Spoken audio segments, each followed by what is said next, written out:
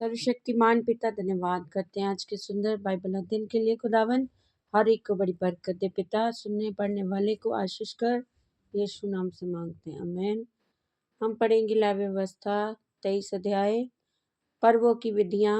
फिर यहोवा ने मूसा से कहा, इस्राएलियों से कह कि यहोवा के पर्व का जिनका तुमको पवित्र सभा एकत्र करने के लिए नियत समय पर प्रचार करना होगा, मेरे ये पर्व हैं।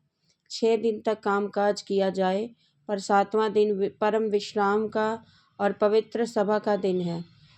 उसमें किसी प्रकार का कामकाज न किया जाए। वे तुम्हारे सब घरों में यहोवा का विश्राम दिन ठहरे। फसह और अख़मीरी रोटी का पर्व। फिर यहोवा के पर्व जिसमें से एक एक के ठहराए हुए समय में तुम्हें पवित्र सभा करने के लिए प्रचार करना होगा, वे ये है। पहले महीने के 14वें दिन को गोधूली के समय यहोवा का फसह हुआ करे, और उसी महीने के 15वें दिन को यहोवा के लिए अख़मीरी रोटी का पर्व हुआ करे, और उसमें तुम 7 दिन तक अख़मीरी रोटी खाया करना।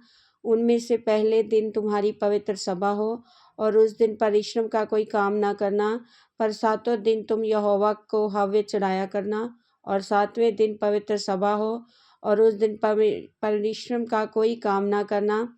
फिर यहोवा ने मूसा से कहा, इस्राएलियों से कह कि जब तुम उस देश में प्रवेश करो जिसे यहोवा तुम्हें देता है, उसमें के खेत काटो, तब अपने अपने पके खेत की पहली उपज का पूला जाचक के पास ले आया करना, और वह उस पूले को यहोवा के सामने हिलाए, और वह तुम्हारे निमित्त ग्रहण किया जाए। फिर उसे विश्राम दिन के दूसरे दिन हिलाए, और जिस दिन तुम पूला हिलवाओ उसी दिन 1 वर्ष का निर्दोष मेढ़े का बच्चा यहोवा के लिए होम बलि चढ़ाना। और उसके साथ का अन्न बलि एपा के 2/10वें अंश तेल से सने हुए मैदे का हो, और वे सुखदायक सुगंध के लिए यहोवा का हव्य हो। और उसके साथ का अर्घहीन भर की 1/4 दाखमधु हो। और जब तक तुम इस चढ़ावे को अपने परमेश्वर के पास ना ले जाओ, उस दिन तक नए खेत में से ना तो रोटी खाना, ना भुना हुआ चना अन्न, और ना ही हरी बालें। वे तुम्हारी पीढ़ी पीढ़ी में तुम्हारे सारे घरानों में सदा की विधि ठहरे। कटनी का पर्व। फिर उस विश्राम दिन के दूसरे दिन से, अर्थात जिस दिन तुम हिलाई जाने वाली भेंट के पूले को लाओगे, उस दिन से पूरे 7 विश्राम दिन गिन लेना। 7वें दिन विश्राम के दूसरे दिन तक 50 दिन गिनना, और 50वें दिन यहोवा के लिए नया अन्न बलि चढ़ाना। तुम अपने घरों में एपा के 2/10वें अंश मैदे की 2 रोटियां हिलाने की भेंट के लिए ले आना। वे खमीर के साथ पकाई जाएं और यहोवा के लिए पहली उपज ठहरे। और इस रोटी के संग 1 वर्ष के 7 निर्दोष भेड़ के बच्चे और 1 बछड़ा और 2 मेढ़े चढ़ाना। वे अपने अपने साथ के अन्न बलि और अर्घ समेत यहोवा के लिए होम बलि के समान चढ़ाए जाएं, अर्थात वे जाचक के लिए यहोवा के लिए सुखदायक सुगंध देने वाला हव्य ठहरे। फिर पाप बलि के लिए 1 बकरा और मेल बलि के लिए 1 वर्ष के 2 भेड़ के बच्चे चढ़ाना। तब याजक उनको पहली उपज की रोटी समेत यहोवा के सामने हिलाने की भेंट के लिए हिलाए, और इन रोटियों के संग के वे 2 भेड़ के बच्चे भी हिलाए जाएं। वे यहोवा के लिए पवित्र और जाचक का भाग ठहरे।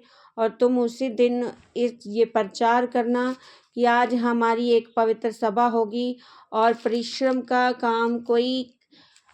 का कोई काम ना करना। ये तुम्हारे सारे घराने में तुम्हारी पीढ़ी पीढ़ी में सदा की विधि ठहरे। जब तुम अपने देश में के खेत काटो, तब अपने खेत के कोनों की पूरी रीति से ना काटना। खेत में गिरी हुई बालों को इकट्ठा ना करना, उसे दीनहीन और परदेशी के लिए छोड़ देना। मैं तुम्हारा परमेश्वर यहोवा हूँ। नव वर्ष का पर्व। फिर यहोवा ने मूसा से कहा, इस्राएलियों के लिए कह, 7वें महीने के पहले दिन को तुम्हारे लिए परम विश्राम हो, और उसमें स्मरण दिलाने के लिए नरसिंगे फूके जाएं, और एक पवित्र सभा इकट्ठी हो। उस दिन तुम परिश्रम का कोई काम न करना, यहोवा के लिए एक हव्य चढ़ाना। प्रायश्चित का दिन। फिर यहोवा ने मूसा से कहा, उसी दिन 7वें महीने का 10वां दिन प्रायश्चित का दिन माना जाए। वह तुम्हारी पवित्र सभा का दिन होगा, और उसमें तुम अपने अपने जीव को दुख देना और यहोवा के लिए हव्य चढ़ाना। उस दिन तुम किसी प्रकार का कामकाज न करना, क्योंकि वह प्रायश्चित का दिन नियुक्त किया गया है, जिसमें तुम्हारे परमेश्वर यहोवा के सामने तुम्हारे लिए प्रायश्चित किया जाएगा। इसलिए जो प्राणी उस दिन दुख ना सहे वह अपने लोगों में से नष्ट किया जाएगा, और जो प्राणी उस दिन किसी प्रकार का कामकाज करे उस प्राणी को मैं उसके लोगों के बीच में से नष्ट कर डालूंगा। तुम किसी प्रकार का कामकाज ना करना, ये तुम्हारी पीढ़ी पीढ़ी में तुम्हारे घरानों में सदा की विधि ठहरे। वह दिन तुम्हारे लिए परम विश्राम का हो, उसमें तुम अपने अपने जीव को दुख देना। उस महीने के 9वें दिन की सांझ से लेकर दूसरी सांझ तक अपना विश्राम दिन माना करना, झोंपड़ियों का पर्व।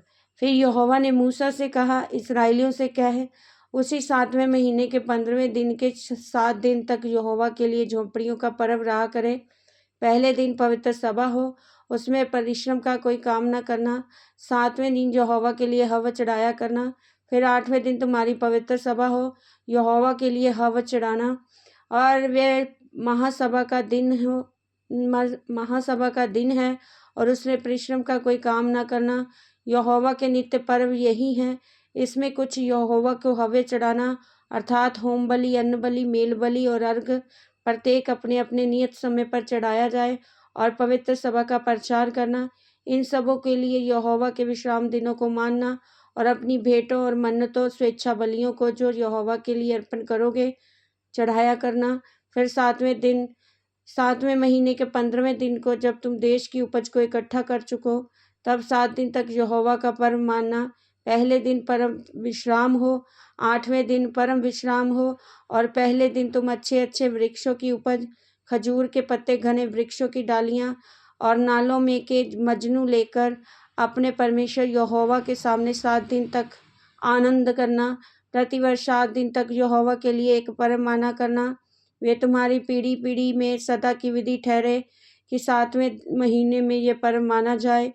7 दिन तक तुम झोपड़ियों में रहा करना, अर्थात जितने जन्म के इस्राएली हैं वे सब के सब झोपड़ियों में रहें, इसलिए कि तुम्हारी पीढ़ी पीढ़ी के लोग जान रखें, जब यहोवा हम इस्राएलियों को मिस्र देश से निकाल कर ला रहा था, तब उसने उनको झोपड़ियों में टिकाया था। मैं तुम्हारा परमेश्वर यहोवा हूँ। और मूसा ने इस्राएलियों को जो यहोवा के पर्व के लिए नित्य समय कह सुनाए। आमीन। इस वचन के द्वारा प्रभु ब्लेस करेंगे। आमीन। सबको जय मसीह।